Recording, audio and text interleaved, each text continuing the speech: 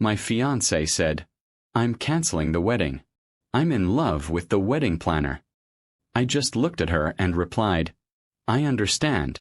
Then, without another word, I called the wedding planner's company and told them everything. He was fired instantly. And when both of them showed up at my apartment at 3 a.m. Let me back up. Original post. I'm a 36-year-old guy who was supposed to get married in 3 weeks. I'd been with Jessica, 32, for 4 years, and we'd been engaged for the last 14 months. We hired this upscale wedding planning company about 8 months ago. It cost us $12,000 for full-service coordination. The wedding planner, Nolan, 29, was this smooth-talking guy who came highly recommended. Always dressed sharp, knew every vendor in town, had that "I'll make your dreams come true" sales pitch down perfectly. Jessica was impressed from day one. Looking back, the signs were there. The private vision meetings I wasn't invited to. The late-night texts about centerpiece emergencies. The way her face lit up every time he called. But I trusted her. Why wouldn't I? We were planning our wedding. Last Monday, Jessica asked to meet at our favorite coffee shop. She looked nervous, kept fidgeting with her engagement ring. Then she dropped it. "Brett, I need to tell you something. I'm canceling the wedding." My coffee cup froze halfway to my mouth. What? Why? What's wrong? I'm in love with Nolan. Just like that. 4 years gone.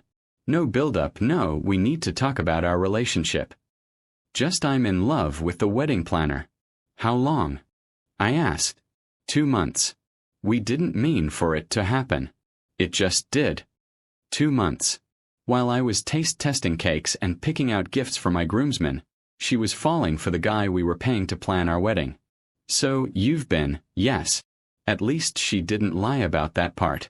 I sat there for maybe 30 seconds, processing everything. Then I said the only thing I could think of. "I understand." She blinked. You do. Yeah. These things happen. I'll handle canceling everything." She actually looked relieved. "Oh, thank God. I was so worried you'd make a scene. Can we stay friends?" "Sure, Jessica. Whatever you need." She left after some awkward talk about dividing our stuff. I sat there for another 10 minutes, then pulled out my phone. First call, my buddy Greg, who's a lawyer. "Need you on standby. Might have some contract issues coming up." Second call, Prestige Event Planning, Nolan's company. "Hi, this is Brett Morrison. I need to speak with Mr. Castellano, the owner. It's urgent, regarding Nolan Thatcher." The professional consequences reached Mr. Castellano within an hour. Turns out, Prestige Event Planning has a very strict policy about fraternization with clients. It's in their contract, their employee handbook, everything. They've been burned before. "Mr. Morrison, what exactly are you telling me?" he asked. "Nolan has been having an affair with my fiancée, Jessica, for 2 months. She just ended our engagement to be with him. I have texts, emails, and I'm happy to provide her confession if needed." Dead silence for about 10 seconds. "Mr. Morrison," he finally said, "I am deeply sorry. This is unacceptable. We'll investigate immediately." "I'm not looking for a refund," I said. "I just thought you should know what kind of person is representing your company." That was Monday afternoon. By Tuesday morning, Nolan was done. Castellano called me personally. "Mr. Morrison, we've terminated Nolan effective immediately. We also discovered he was using company resources for personal meetings with your fiancée. We'll be refunding your entire payment, plus a settlement to avoid any legal action. Would $18,000 be acceptable?" $18,000, our $12,000 back plus $6,000 extra. "That's very generous, Mr. Castellano." "It's damage control, Mr. Morrison. We can't have this getting out. There will be an NDA, of course." "Of course. But here's the thing about NDAs. They only cover my interactions with the company. They don't cover what Jessica told me, or what I might share about my personal experience with my ex-fiancée." Tuesday evening, I started canceling wedding stuff. The venue, understanding the situation, was kind enough to refund half our deposit. I was honest. Told them the bride left me for another man. The caterer kept their deposit, but it was only $2,000. The photographer, who I'd known from college, refunded everything. Then I did something a little petty. I posted on social media, "Wedding's off. Jessica fell in love with someone else. These things happen. Anyone need a DJ for December 15th? Already paid for." I didn't name Nolan. Didn't have to. Jessica's friends knew who the wedding planner was. Wednesday night, I got a call from Jessica. She was crying. "Brett, what did you do? Nolan got fired." "I didn't do anything," I said calmly. "I just informed his employer that he was sleeping with a client." "You vindictive bastard. He said you understood." "I do understand," I said. "I understand that he violated his professional ethics and his employment contract." Natural consequences. Jess. He's going to lose everything. His apartment, his car, they were all tied to his job. Sounds like he should have thought about that before starting an affair with a client. I'm a person, not just a client. To him, you were both. And that's why he got fired. She hung up on me. Thursday morning, 7 a.m. Someone's pounding on my door. It's Jessica, with her sister Meredith. Meredith starts in immediately. "You need to call that company and fix this. Tell them you were mistaken." "Morning to you too, Meredith." No. You destroyed Nolan's career over jealousy." I reported an ethics violation. His company made their own decision. Jessica jumps in. "Brett, please. He's talking about suing you for defamation." I actually laughed. For what? Telling the truth? Good luck with that. I have your confession text between you two, and a recording of our coffee shop conversation. You recorded me? One-party consent state, Jess. Completely legal. Meredith tried a different angle. What about the deposits? The wedding costs? Jessica says you're keeping everything. I'm canceling everything and eating the losses, except for what I can get refunded, which goes to me since I paid for it all. That's financial abuse. Meredith snapped. No, I said flatly. That's me not paying for Jessica's wedding to another man. They left after more shouting. But that was just the beginning. Friday was quiet. Too quiet. I should have known something was coming. Saturday, 3:07 a.m. Bang, bang, bang on my door. I check the doorbell cam. It's Jessica and Nolan. I speak through the intercom. Go away or I'm calling the police. Nolan starts yelling. Open this door. We need to talk. Man to man. We have nothing to discuss. Leave. You cost me everything. My job, my reputation, everything. You cost yourself everything when you slept with a client. Jessica chimes in. Brett, please just hear us. Nolan had a proposition. Against my better judgment, I opened the door but kept the chain on. Nolan looked rough, unshaven, wrinkled clothes. A far cry from the polished professional I'd hired. 5 minutes, I said. Nolan pulled out his phone. I have emails here, emails where you talked about Jessica. Private things. Intimate things you shared with me about your relationship problems. I stared at him. Are you trying to blackmail me? I'm trying to make a deal, he said. You call Castellano, tell him it was a misunderstanding, and these emails stay private. Those emails were sent in confidence to our wedding planner about our relationship. You're seriously threatening to violate client confidentiality to blackmail me? Jessica grabbed his arm. Nolan, maybe this isn't. Shut up, Jess. This is your fault too. Interesting, I said. Trouble in paradise already. I pulled out my phone. I'm recording this interaction. You just attempted to blackmail me using confidential client information. Would you like to continue? His face went white. You can't record without one-party consent state, remember? I consent to recording myself, I said. Now get off my property before I call the police. Jessica started crying. Brett, please don't call the cops. Nolan's already lost everything. Then he should stop trying to commit crimes. Leave now. They left, but not before Nolan punched my doorframe. I got that on camera too. Sunday afternoon, I got a call from Greg, my lawyer friend. Dude, he said. Did you piss off a wedding planner? I just got the weirdest threatening email. Turns out, Nolan had sent emails to my employer, my parents, and several of my friends trying to prove I was an abusive partner who sabotaged true love.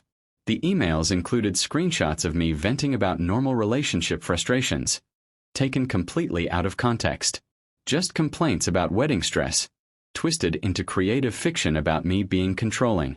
The problem for him was, he sent those messages from his professional email, still using his former company's signature, and he forgot that those emails also included his own replies, where he was clearly flirting with Jessica while pretending to give professional advice. Greg was laughing. This idiot just gave us everything. He's violating client confidentiality, admitting to his affair timeline, and showing professional misconduct. Want me to destroy him? How much would that cost? I asked. For this slam dunk? I'll do it for the entertainment value. Maybe throw me a nice bottle of scotch. Monday morning, Greg sent a cease and desist letter to both Nolan and Jessica. It outlined everything: the blackmail attempt with doorbell camera footage, the violation of client confidentiality, the harassment through defamatory emails, and a promise to pursue both criminal and civil charges if they contacted me or anyone in my life again. But the best part: Greg CC'd Castellano at Prestige Event Planning. Castellano called me an hour later. Mr. Morrison, I've just seen the letter your attorney sent. I am appalled. We're pursuing our own legal action against Mr. Thatcher for violating his NDA and client confidentiality. Would you be willing to cooperate? Absolutely. Turns out, Nolan's contract included a clause that he couldn't use client information for any purpose outside of company business for 2 years after termination. The penalty: $50,000. Tuesday, Jessica's dad called me. Richard had always been a straight shooter. Brett, what the hell is going on? Jessica's at our house crying about lawsuits and destroyed lives. I explained everything. The affair, the confession, the blackmail attempt, all of it. Long pause. Jesus Christ. She left you for the wedding planner, and he tried to blackmail you? That's the short version, yeah. And now they're both being sued. Nolan is. Jessica just got a cease and desist. Another pause. Brett, I'm sorry. We raised her better than this. Not your fault, Richard. The hell it isn't. Look, what can I do to make this right? Nothing to make right. Just keep them away from me. Done. And Brett, the money we gave Jessica for the wedding? That was for both of you. I want you to have it. Richard, I can't. It's $15,000. Brett, consider it an apology from the family. I'll handle Jessica. Wednesday morning, I woke up to 52 text messages from an unknown number. Jessica had gotten a burner phone. Please talk to me. Nolan's having a breakdown. He might lose his license. This is all my fault. I made a mistake. Can we meet? I'll leave Nolan if you drop the charges. That last message was telling. I took screenshots of everything and sent them to Greg. This time, Jessica looked terrible. She hadn't slept, hadn't showered. Mascara streaks ran down her face. Brett, please, she begged. Just 5 minutes. Jessica, you're violating the cease and desist. I'm calling the police. I don't care. Call them. At least I'll get to say what I need to say. For a second, I actually felt bad. Then I remembered, she'd been sleeping with our wedding planner for 2 months. You have until the police arrive, I said. Nolan's not who I thought he was, she said quickly. He's angry all the time now. Blames me for everything. Says I ruined his life by falling for him. You both ruined your own lives. I know I messed up. But Brett, what we had is gone, Jessica. You killed it. I want to come home. This isn't your home. It never was. Your name isn't on the lease. 4 years, Brett. Doesn't that mean anything? It meant everything. Past tense. The cops arrived a few minutes later. Jessica went quietly. I declined to press charges but filed a restraining order the next morning. It's been 3 weeks since the coffee shop confession. Here's where everyone ended up.